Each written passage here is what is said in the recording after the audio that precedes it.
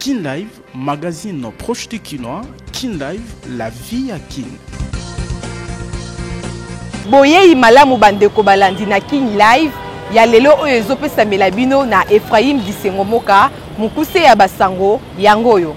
Masolo na batomboki ya FCM23, présidence ya Angola elaki kosangisa mbula matadi na batomboki po na koluka kimia na este ya RDC. Communauté Banyamulenge batelemeli makanisi mabe ya président ya Rwanda Paul Kagame oyo azali ko justifier bitumba azosala na RDC kokosaka ete azali kobatela communauté na bango. Pona Alexis Gisaro bazali na bosenga ya lisungi na yete. Lancement ya deuxième phase ya opération Ndobo na vice-premier ministre ya intérieur pe sécurité Jacques Chabani na etuka ya Congo central. Police a bengami ya kobundisa insécurité pe kopesa kimia na population. Samuel Eto'o aponami mercredi 12 mars oyo, membre ya comité exécutif ya CAF na libaku ya 14e Assemblée générale extraordinaire ya instance oyo et kambaka ndembo ya Afrika. Sima ya ko contrôler Kinshasa RDC, Afrique pe monde mobimba. Toyaka liboso na bino pona kopesa bino basango. Kin Live, magazine proche du Kinois. Kin Live, la vie à Kin. Boye imalamu bandeko balandi na Kin Live. Ya lelo oyo ezopesa melabino na Ephraim Disengomoka, mukuse ya basango yangoyo. Mbula matadi ya ekolo RDC na nzela ya kosolola na batomboki ya FCM23 eza maye présidence ya mboka Angola etalisi sima ya boyambami ya président Tshisekedi na homologue na ye Joao Lourenço. Mokonzi ya mboka Félix Tshisekedi asalaki mobembo mardi 11 mars na Luanda na Angola, wapi asololaki na homologue na ye Joao Lourenço ope azali mokonzi ya Union africaine na likambo etali bokengi na este ya Congo démocratique.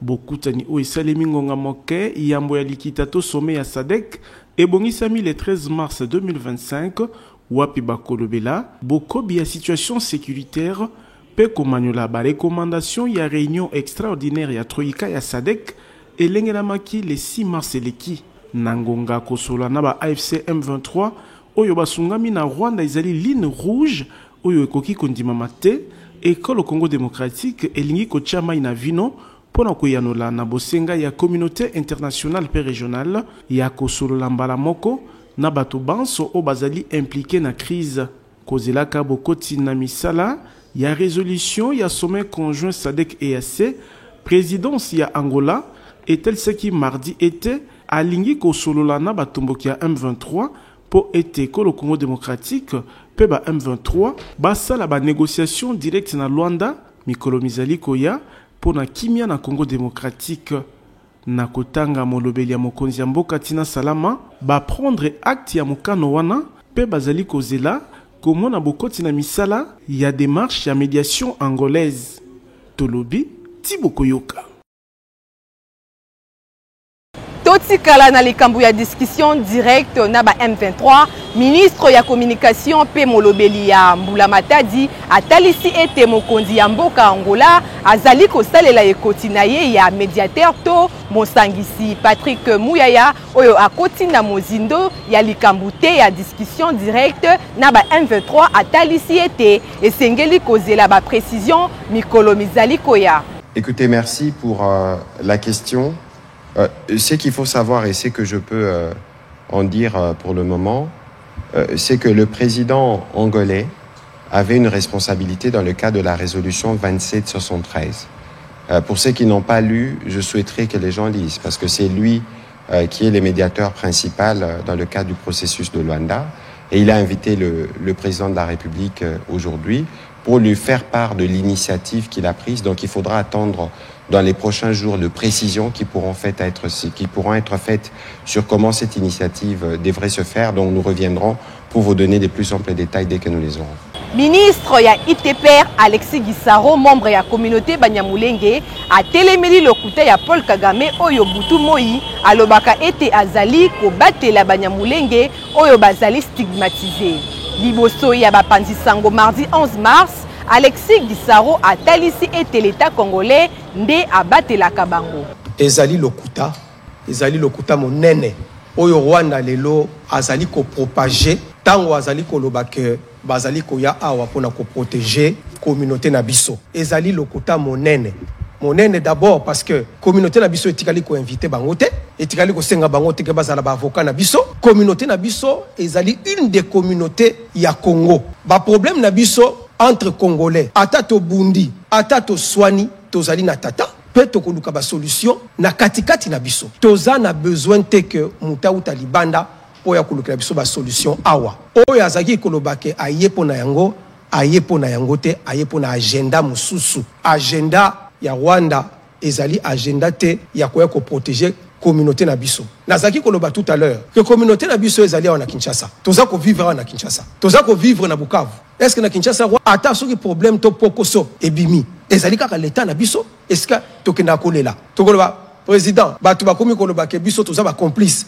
batu bakomi kotala biso na liso mabe l'état vient à notre secours pe bayaka ba oyo ba se permetta ba attaquer communauté na biso awa parce que yakapé tout la vérité puisque ça makambo to vivre awa sous le régime mais la réaction était directe on est venu protéger notre communauté awa basitenga moko oyo akufi awa na Kinshasa likolo ya likambwana eza Rwanda te mute protéger ki bango ezali l'état na biso po tozali na l'état oyo azali responsable pe tozana mokonzi ya moka oyo azali ko dénoncer yango mikolo nyonso na ba discours na ye alobaki yango na Angleterre à l'époque na Londres alobaka que Munyamulenge azali congolais lokola ba misusu Natina ya kobundisa kuluna vice-premier ministre ya intérieur Jacques Chabani a sili ko lancé mercredi 12 mars oyo opération Ndobo na etuka ya Congo central na libaku oyo babandi oyo batiamaki maboko na Sekebanza pe Songololo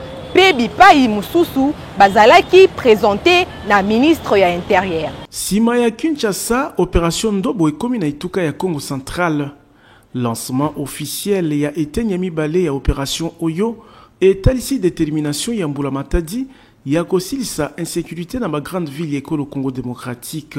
Milulu o elengelami na état-major ya police nationale congolaise na ville ya Matadi et kambami na vice-premier ministre ya intérieur en paix sécurité Jacques Chabani et salami na misu ya bakonzi ebele loko la vice-ministre ya intérieur en charge des affaires coutumières gouverneur ya Congo central Nabakambi ya police pe ya mapinga na eteni oyekolo.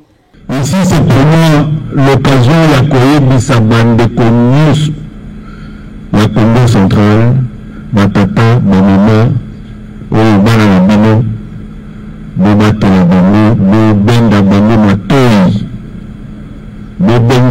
matoi makasi oyo nanto zwi te oyo azali kocontinue na bizaleli wana ya criminalité boye bakatokozwa mais besoin na mwa tembuke ya kobenga bango matoi batika mosala ya mabe oyo baza kati na yango oyo mosala wana ezali kotia bapopulation na biso en danger et nous avons la responsabilité de kosécuriser bapopulation na biso kaka na libaku ya milulu oyo 144 ekulu na kati na bango basi motoba basili kotalisama na vice-premier ministre ya intérieur pe sécurité na commissaire principal Israël Kantuba Kulu batomboki oyo bachamaki maboko na ba opération esalemaki na etinda ya maître Jacques Chabani na ville ya Boma ya Matadi pe na Sekebanza pe Songololo bakotinda ma liboso ya bazuzi po bazwa mbano elongo bani na misala na bango. Parents reprennent les responsabilités pour éduquer les enfants et leur dire comment ils peuvent vivre dans la communauté. Il y a des travaux qui se font, donc s'ils peuvent s'attarder à pouvoir emboîter les pas de Koulouna ou les gens qui veulent vivre paisiblement au-delà de certaines populations, nous ne sommes pas d'accord avec eux, ils feront la police dans leur circulation. Opération Ndobo, Ekokoba na baville, Pebituka nyonso ya Congo démocratique, Ekosungama, na ba comité provinciaux pe locaux ya sécurité, Ekochama na isika, Tolobi, Tibokoyoka. Menace de mort contre président et Assemblée nationale Vital Kamerhe, UNC est au sérieux lapsus. Il y a deuxième vice-président et Assemblée nationale Christophe Mbosso. Nali Yangani mardi 11 mars, direction politique il y a UNC ekebisi bato nyonso oyo bazali kokana mabe na leader na bango pe balaki kofunda na justice. Soki incident Tolibaku monoko ya deuxième vice-président de l'Assemblée nationale Christophe Mbosso et Betaki na kotanga kombo ya président de l'Assemblée nationale Kamere na esika ya Kagame ezali considéré lokola montage na INC bazali kozwa likambo yango na kilo na liangani ya bureau politique lingomba politique ya Vital Kamerhe ekundolaki ete campagne ya diabolisation pe ya koboma leader na bango ezobandela mbala na mbala ezali hasard te kasi complot. Depuis un certain temps, il s'observe à Kinshasa une campagne de sape, de dénigrement, de mépris, de haine, de diabolisation et d'appel à l'élimination physique de l'honorable Vital Kamerhe, pourtant président de l'Assemblée nationale, président de l'Union pour la nation congolaise. Cette campagne menée à des séquences variées, mais coordonnées et répondant à un modus operandi. La direction politique nationale regrette amèrement que l'honorable Christophe Mbosso, deuxième vice-président de l'Assemblée nationale, se soit ajouté à cette triste liste. La direction politique nationale note que, de manière hypocrite, les auteurs de la dite campagne se servent de la détérioration de la situation sécuritaire à l'est du pays, pourtant base naturelle de l'honorable Vital Kamerhe. UNC echepeme nite likanisi ya kolandela na justice bato banso o bazali kotatola liwa ya Vital Kamerhe. La direction politique nationale met en garde les auteurs de ce discours et déclare se réserver le droit de les poursuivre en justice. Yambo direction politique ya UNC epesa emoneli na ye na likambo oyo ba députés nationaux membres ya UNC et alliés bango pe batelemelaki yango na makasi nyonso kutu na déclaration na bango bakundolaki tentative ya assassinat ya Vital Kamerhe ya le 19 mai 2024 eleki tolobi Thibaut Koyoka. Synergie ya bawazalendo na front nord na etuka ya Nord Kivu batalisi inquiétude na bango kolandisama na bokoti ya FPP bar AP na molongo ya banguna ya mboka. Na déclaration na bango synergie ya bawazalendo elaki ko combattre bango lolenge moko na ba M23.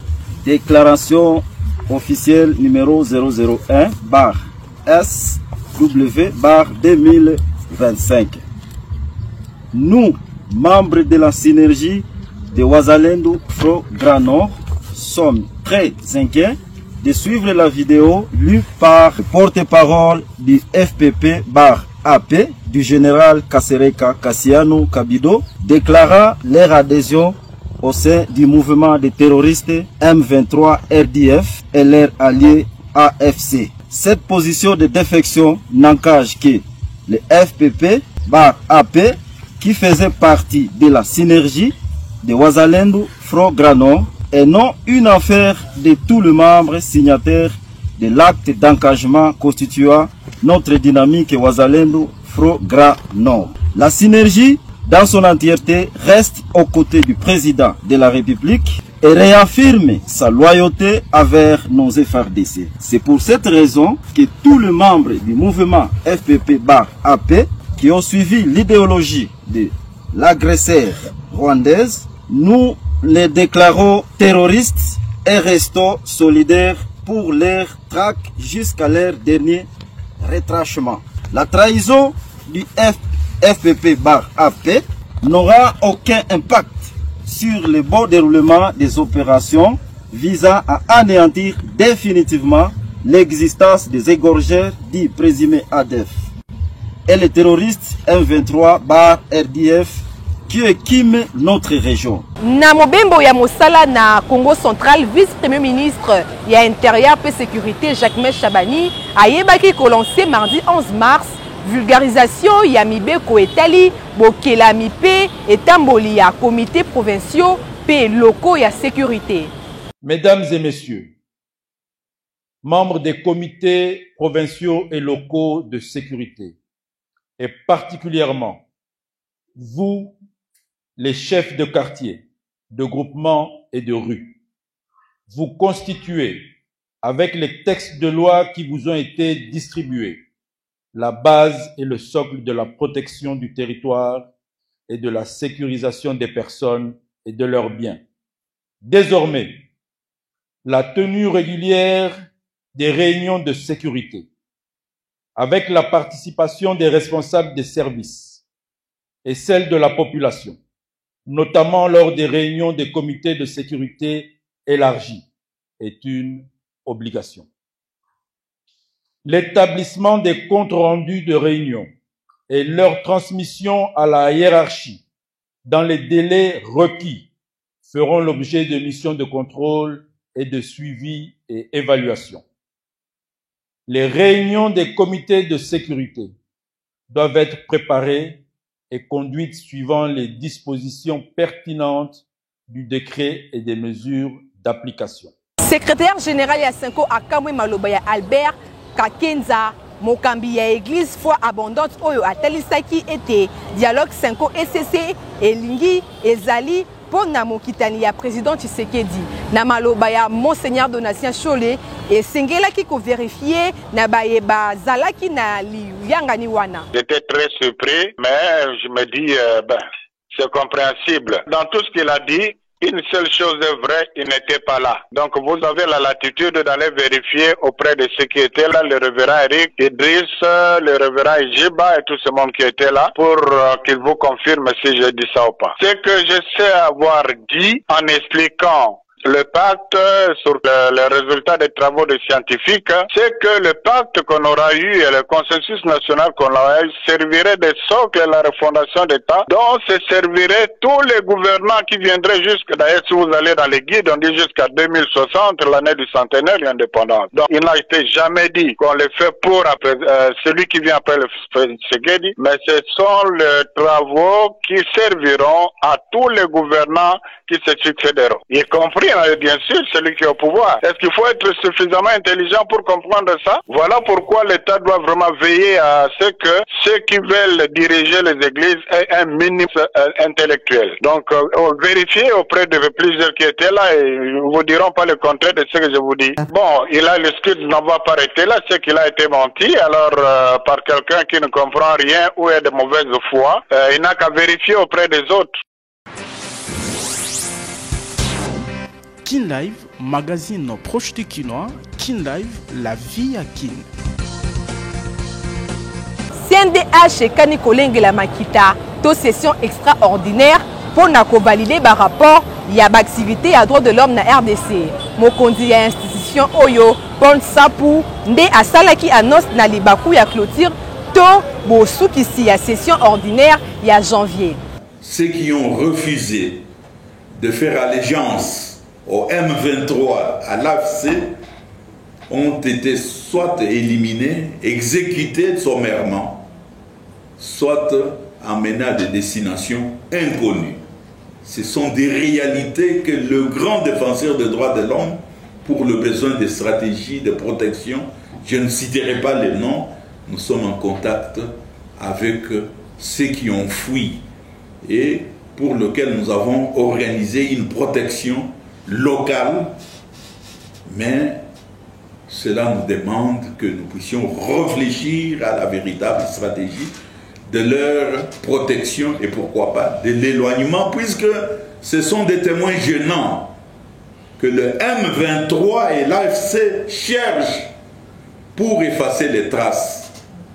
Donc c'est un cri que je lance,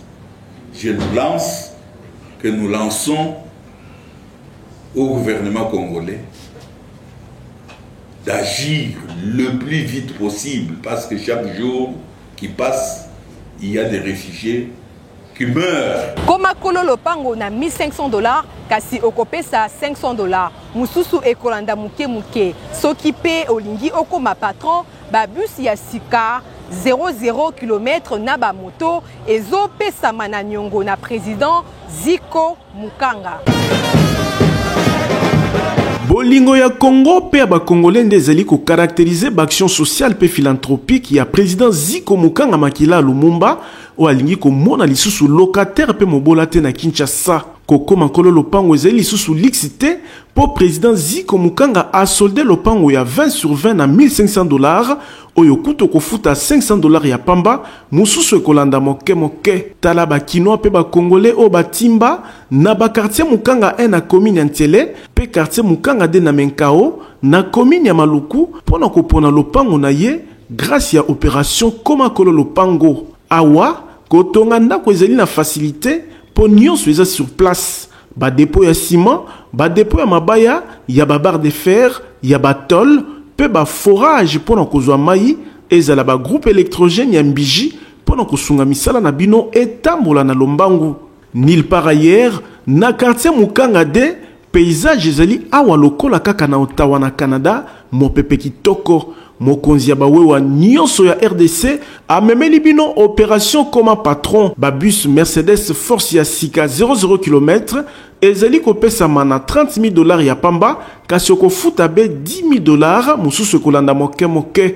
Moto ya 2 pneus na $1,300, avance $400. Moto ya 3 pneus na $4,500 ya pamba, avance $2,000 aux 8 moto na yo, mususu kofuta moke moke. Bongo pona ko améliorer social ya population, Ziko Mukanga Makila Lumumba asali 300 hectares ya bilanga pe ebele ya maziba ya mbisi pona ko lesa peuple congolais poisson Ziko Mukanga na moins cher. Olingi o bénéficier na ba avantage nyonso oyo président ya ANIPTNC apesi bino. Adresse ezali moko numéro 42 ya avenue Victoire na deuxième niveau ya galerie infra quartier Kauka na commune ya Kalamu. Tolobi Tiboko Yoka. Samuel Eto'o aponami mercredi 12 mars oyo membre ya comité exécutif ya CAF na libaku ya 14e assemblée générale extraordinaire ya instance oyo ekambaka ndembo ya Afrika. Atako Bitumba aleki na yango mokonzi ya fédération camerounaise ya football Samuel Eto'o asili kokota na malongo ya ba membre ya comité exécutif ya confédération africaine ya football CAF na mukuse. Boponami na ye esalemi mercredi 12 mars 2025 na 14e assemblée générale extraordinaire ya CAF. Lokola candidat unique ya UNICAF, maponami ya Samuel Eto'o fils eleki kozanga opposition.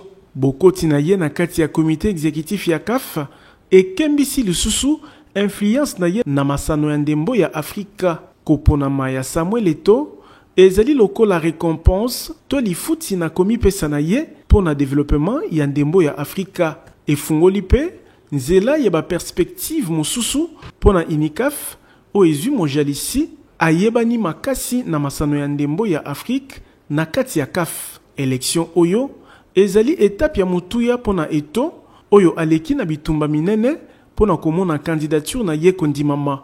Pambate na janvier 2025 ezalaki rejeté kolandisama na bitumbu to ba sanction epesamelaki ye na Cameroun pona violation ya éthique. Eto'o amonaki candidature na ye kondimama le 7 mars 2025 na tribunal ya sport tas na mukuse oyo ekweisaki mokano ya CAF kosengaka bokoti ya Samuel Eto'o na malongo ya ba candidat na élection ya le 12 mars oyo abimi molongi. Tolobi Tiboko Yoka.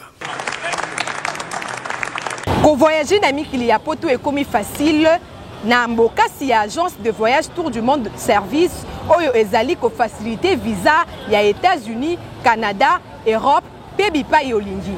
Ezo umela Canada. Azo pesa visa Canada.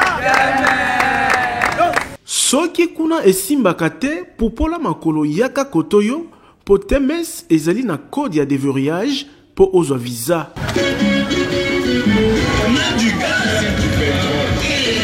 Moto a découragé otendeko projet na yo ya kokende Canada, États-Unis, Europe pe bipai na bipai ezali toujours possible et réussir soki osali confiance na Tour du Monde Service, agence certifiée o ezali spécialisé na ba démarche ya visa pe prise en charge ya moto nyonso alingi ko voyager. Quand on connaît. Et quand on ne connaît pas, on apprend. Tango kuna bazali ko beta banzadi na temes toro toujours poso elekakate kozanga ko accompagner ba lauréat visa Canada, États-Unis, Europe n'espace Schengen, Chypre, Turquie pe bipai na aéroport. Yoyaka pesa biso ka confiance. Ndenge bokoki komona na misu ba lauréat misatu bazu visa Canada, kati na bango coordonnateur ya Tour du Monde Service oyo akei ko renouveler ba contrat na ba partenaire pour na accueil ya ba client TMS. Sima ya kozwa ba passeport na visa Canada, direction aéroport international ya Njili. TMS likolo, TMS. Tala bandeko na Canada, mboka malili na esengo. Cordo wana na kati ya Canada. Ndeko mwana ya Kinshasa pe ya Congo démocratique, kobuka na te yaka na TMS po awa irataka te. Tozali na numéro 5151 ya balabala Kasavubu, quartier Matonge 1 na commune ya Kalamu. Na TMS visa nde visa. Tolobi Tiboko Yoka. Bokono ya misone ya mino ekomi kozwa lobiko na nzela ya fondation Oila na clinique ophtalmologique pe dentaire super optique ezwami na rond-point ngaba esika bazwaka transport ya Zando. Eloko neloko ezalaka na ngonga nango soki lobi ezalaki milelo ngonga kozwa lobiko na bokono ya mino pe ya miso ekoki po fondation Oila ememeli bana ya Kinshasa ya basi pe mibali na bakongole nyonso ba matériel ya génération ya sika pona kobikisa bango na nzela ya clinique ophtalmologique super optique o izeli na ba service spécialisé ndakisa ophtalmologie pona kobikisa bokono ya misu ata oyo balembana na ba matériel moderne oyo ba soin ezeli kopesa malokola kaka na mikili ya poto bongo ba lunette tozeli na ba verre progressif double foyer pe simple vision ya ba marque nyonso pe pona ba bourse nyonso. Traitement ya ba verre photo gré anti-reflet, photo max pour na bakumbi mituka, bakumbi wewa, ezala ba ebasa elaka ba smartphone, pe ordinateur, ezo salama na super optique. Et sili wana te, mobange na cabinet dentaire moderne pe ezali maladi ya minu, et sili kozwa lobiko na ba équipement ndakisa fauteuil moderne oyo, ovandi netomati na cheval, pasi bosana lobiko ezali koya chirurgie dentaire ya ba sorte nyonso ezali ko salama minu ekatana osekaka lisusu te awa minu ezali kozonga mobimba pamba te ba prothèse ya ba forme nyonso ezali ko salama soki minu ekoma salite super optique ezali ko sukola pe blanchisserie dentaire ezali minu ezonga kongala lokola mapata radiologie dentaire pe ezali nyonso na prix ya bana mboka adresse tozali na rond-point Ngaba en face ya station Kobile et sika bazwaka transport ya Zando maladi na yo ezui lobiko tolobi Tiboko Yoka. Kin Live, magazine proche du Kinois. Kin Live, la vie à Kin. Kin Live ya lelo esuki awa nazalaki na esengo ngai Ephraim Bisengo moko ya ko présenter émission oyo na cadre ya mois de mars. Botika la malamu, merci. Kin Live, magazine proche du Kinois. Kin Live, la vie à Kin.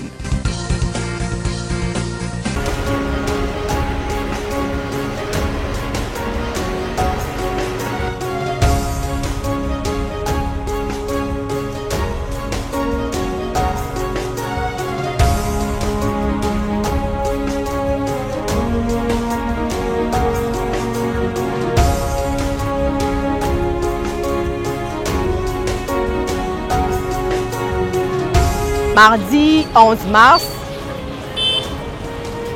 Ezama et présidence Yamboka Angola et Talisi Simayako Bouyambani. Le doigt. Je prends seulement cette partie. Je reprends.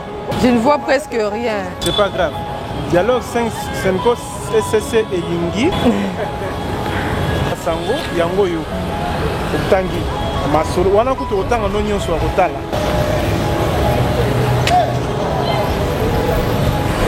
Déjà, avant d'appeler ça l'impression par rapport à la présentation à Lelo, on a remercié Papa Kadhafi pour l'opportunité où il a opportunité où il a présenter Kin Live en plus dans le mois de mars.